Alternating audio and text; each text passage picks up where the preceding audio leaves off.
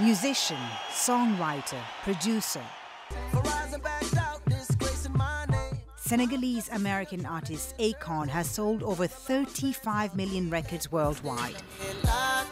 He's probably best known for hit songs like Locked Up, Don't Matter, and collaborations with some of the biggest names in music, Michael Jackson, David Guetta, and Lady Gaga, to name just a few. But Akon is also an activist, a philanthropist. Hands up high, peace signs up high! He devotes a lot of time to promoting peace in conflict zones like the Democratic Republic of Congo. I wanna be free, I wanna be free. And a lot of money on an ambitious project to improve the quality of life of 1 million Africans by bringing them electricity. He's doing good, but making money at the same time. But there is also controversy about his lyrics and performance style. We caught up with Akon in Dubai. He talks music, business, and being an African in America. Akon talks to Al Jazeera. Akon, thank you so much for talking to Al Jazeera. No, absolutely. Now, very few artists are able to take their celebrity and build it into a brand that goes far beyond the art, the music in your case. Now, you seem to be succeeding in doing just this. What's the secret? Well, it's not really a secret. I mean, you got to be a businessman first. You know, this is the music business. Some people, more relating to artists, they exclude the business and they have other people that run it. But ultimately, when I create musically, I figure out how is that music can be maximized in a way to. So are you then a businessman first and then a musician second? Yeah, I started off as a hustler, so I'm first businessman, then a musician, Right. for sure. You've got quite a lot going on: a clothing line, nightclubs, investments in Africa, a diamond mine, even I hear in South Africa. What is this? Is this like social capitalism? I mean, you are making money, obviously. What do you say to people who say, oh, this is all just, you know, a way for Akon to make money? It's not really... It is a way for me to make money. So it's clearly a business. It's a business. Yeah, do not get it twisted. It's a real business. It's just ultimately at the stage where I'm at now, I only want to get into business that's going to help people. It's going to change lives. It's going to make a difference. Because I can be an artist and just, you know, be on stage and do endorsements and just make money, literally. But I'm in a position where I'm gifted in a place where I've been offered opportunities where I can make a difference and change lives. So why not make money and change lives at the same time? Social capitalism. Basically, yeah. Okay. Well, let's talk a bit more about your Africa-focused ventures. I want to start off with Akon Lighting Africa. What's been achieved? We actually overachieved. We're beyond 1 million households now. We're actually in 14 countries. We started with just creating solar energy for rural areas and house homes, and then now we're doing solar street lamps all through countries, and also incorporating it within each country.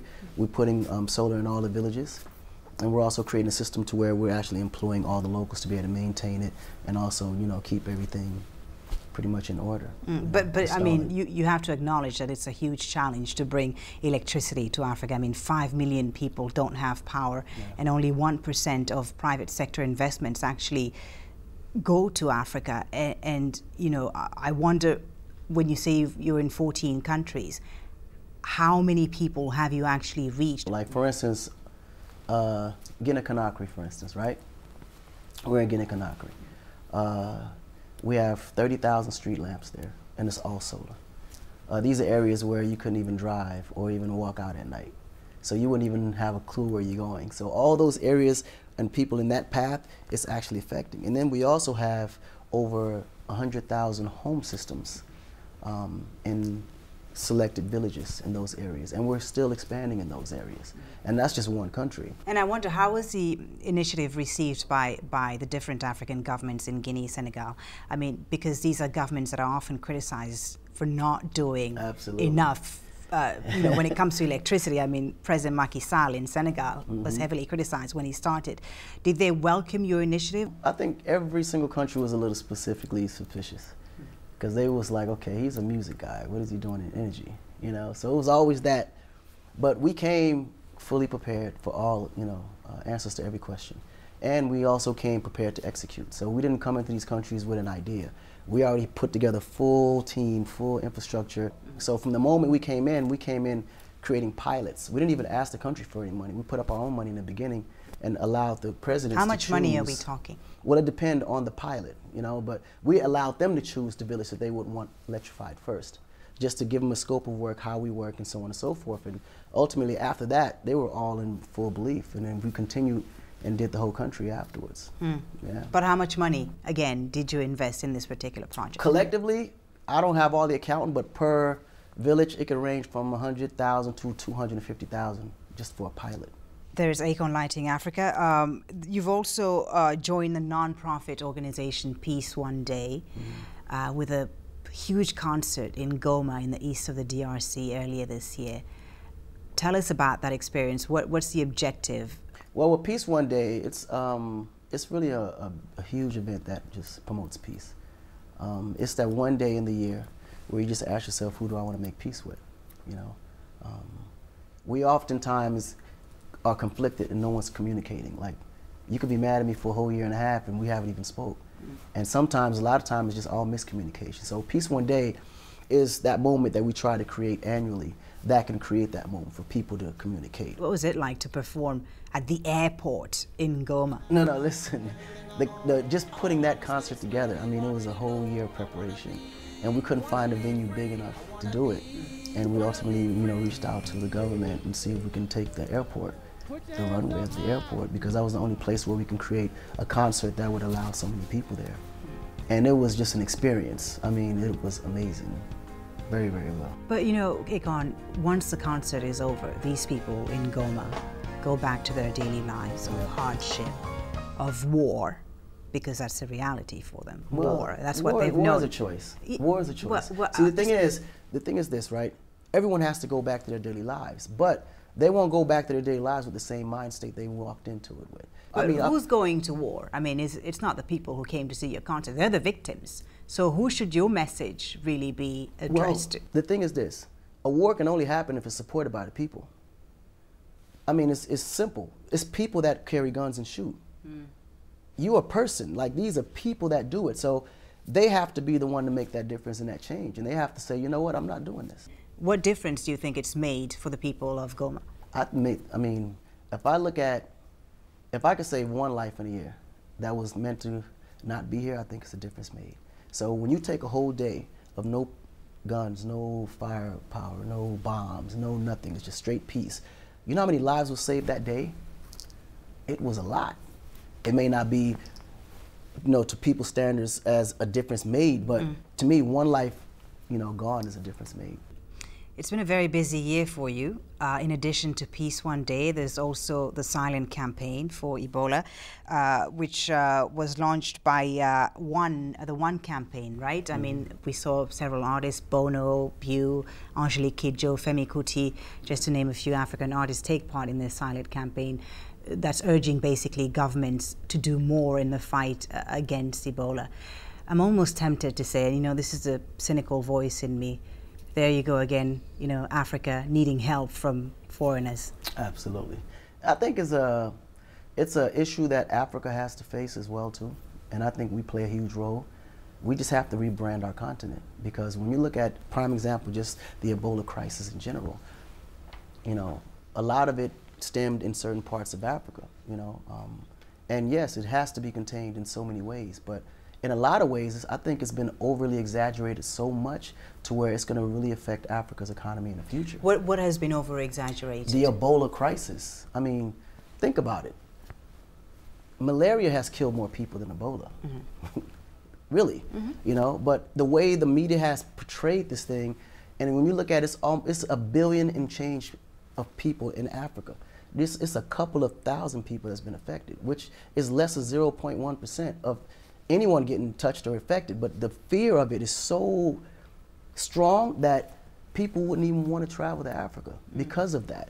And that affects Africa's economy, it affects its future, it affects the business. What do you think of these Western charity songs as a response to African emergencies? I mean, honestly, you want to applaud anyone that wants to do something great for a cause. And I'm sure everyone that's doing it has nothing but great intentions towards it. But the question is, once it's done, what is the action being taken afterwards? Because it's the same amount of people that's still infected. Actually, it's more now than it was before all this money raised. And it's only a few thousand people. So why isn't anything What do happening? you think is happening to the money that's raised? Use your common sense. It's not going to Africa.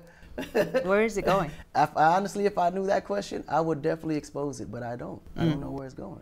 Well, you know, the reason I asked about what you thought about all these Western musicians and so on, because there's a paternalistic view that still exists today, and this is like decades after colonialism and so on, that Africa still must be saved by the West. Well, actually, honestly, believe it or not, that's actually true. But I don't think the word save is the right word for Africa.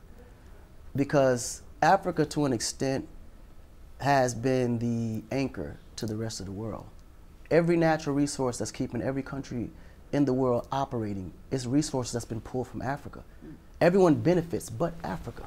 So Africa doesn't need to be saved. Africa's the one doing the saving. Akon, you've said, if I could have my way, Africa would be the United States of Africa with just one leader. Of course, Marcus Garvey wrote a poem about this, Bob Marley sung about this, Muammar Gaddafi, the Libyan leader, poured his wealth into this idea of a United States of Africa.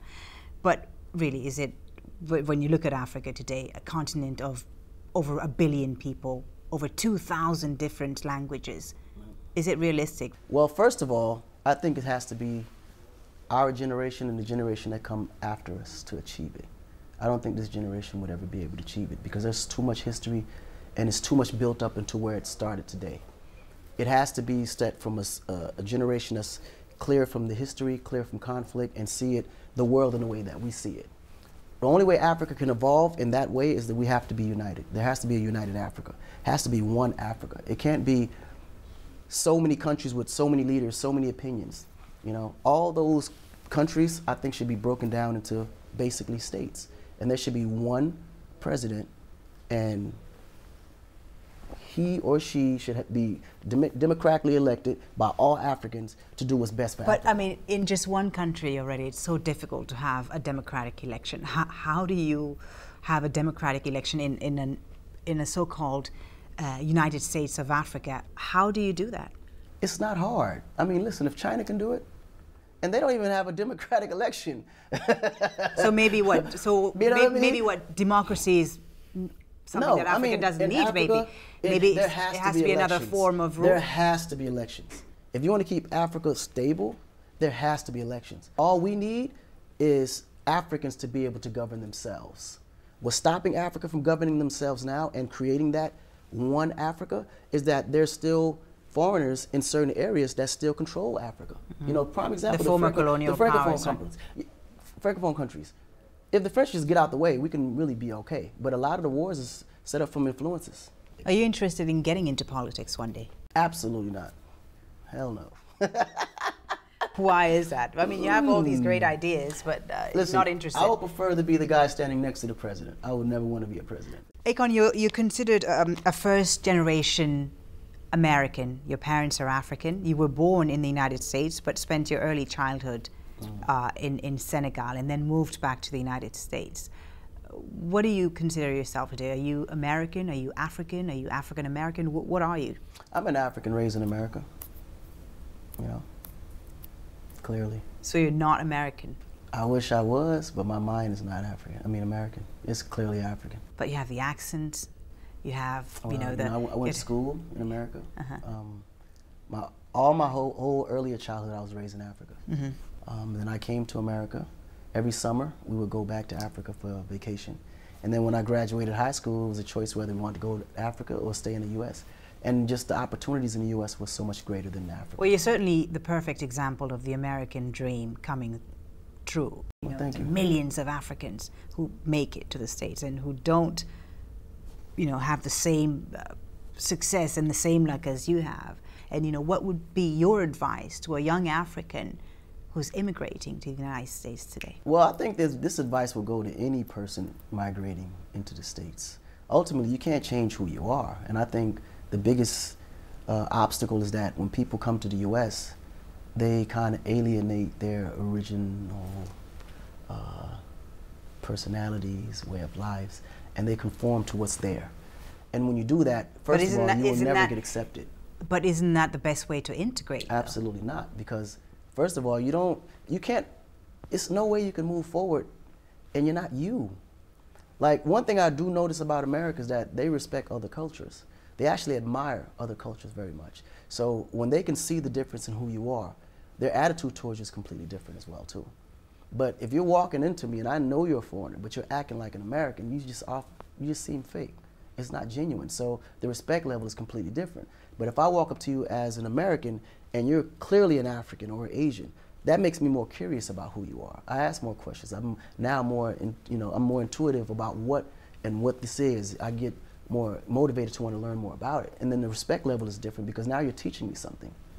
You follow? So when you're in the States, you're proud to say you're African? Oh, absolutely. Absolutely, clearly African. Right.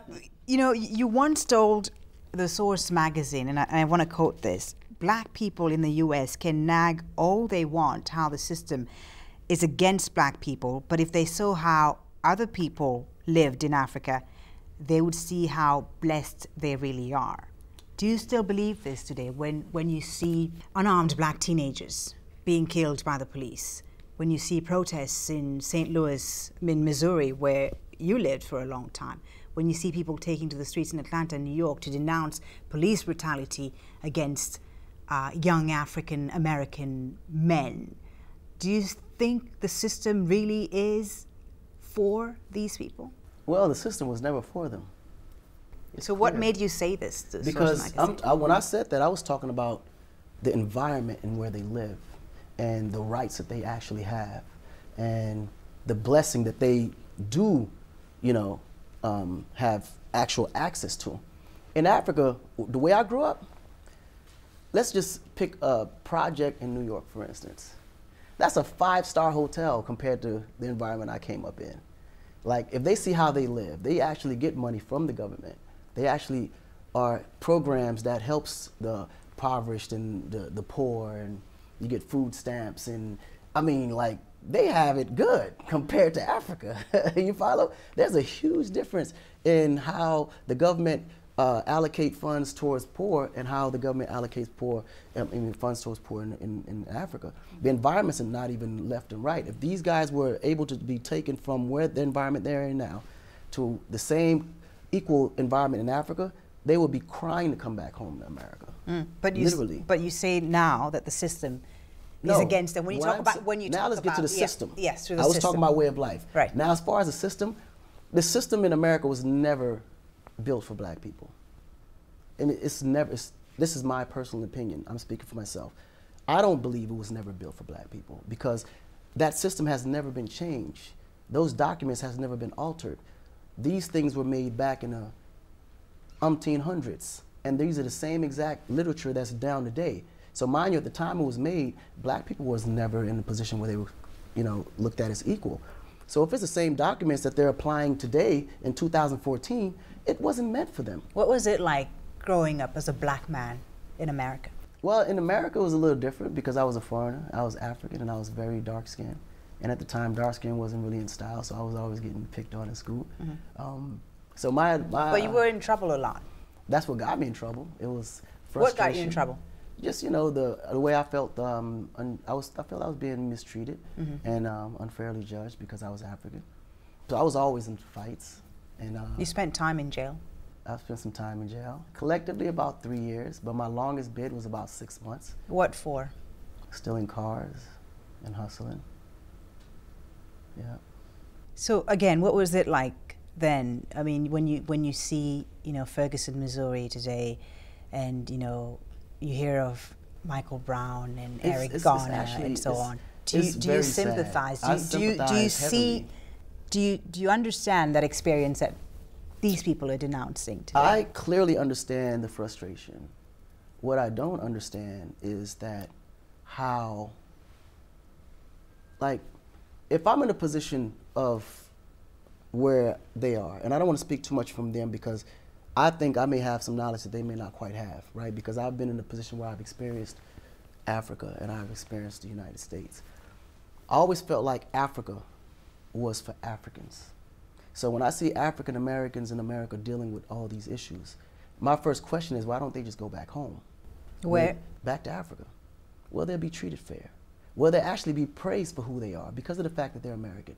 They'll get way better treatment. They can invest their money But come back on, home. Akon, how do you tell people who've lived for generations, centuries and centuries in one land to move back to a place they don't know? I mean, no, but that's my point. They right. don't know. It starts with a visit. How many African Americans do you know actually consider Africa as a vacation spot? Not one. There's when you look at the overall population of African Americans, a very few percentage would decide to go to Africa for vacation. Would even, just for knowledge, just to know where they come from, just to get an idea of what that is. It's so much fear installed into them that they wouldn't even want to even go there to visit. You mentioned Africa, they start shaking. I want to talk about women and your view of women. I love women. When you sing about them, they're called sexy chicks, and this is a clean version, of course. Yeah, without being disrespectful. That's without the best, being that's disrespectful. the only word I can use to describe but it. But yeah, sexy chicks. Nice.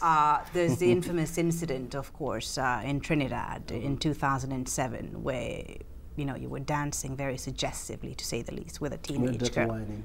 Yeah. And I know this is not just you. I mean, in hip hop in general, women are called, names and so it's just on. a figure of speech. I know, but I wonder. Though, it's just a figure of speech. But I wonder, Akon, can dehumanizing women be passed off as entertainment? Well, I wouldn't call it dehumanizing. Like the women themselves call each other bitches more than we do as men. Like right now, really? I promise you, if I was to sit there and listen to a female conversation, they'd be like, bitch, you so crazy, girl.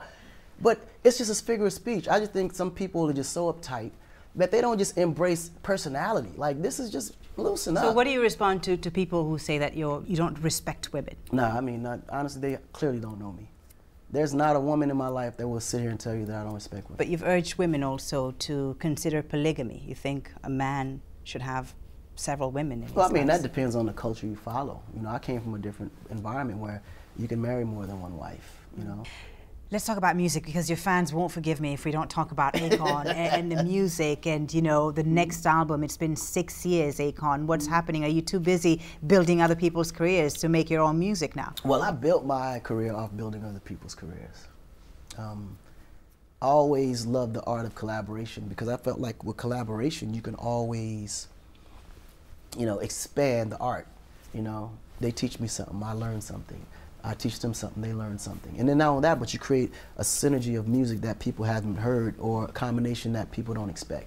And I always thought that made music more interesting, All right, but when's the next album? Again, it's been a while. Yeah, it's been a minute. It's been a minute. So? It's been a minute. So 215, for sure, this album is definitely coming out. And what's it going to sound like? Because, some of your fans that have been speaking to say, we miss the original Akon, the 2006 convict Akon with the hip hop sound. Now it's all about dance. It's all about club music and so on. What's happened? Is this an attempt to be more commercial? No, I think me as an artist, I just grow. I've been growing, and I've been growing real fast.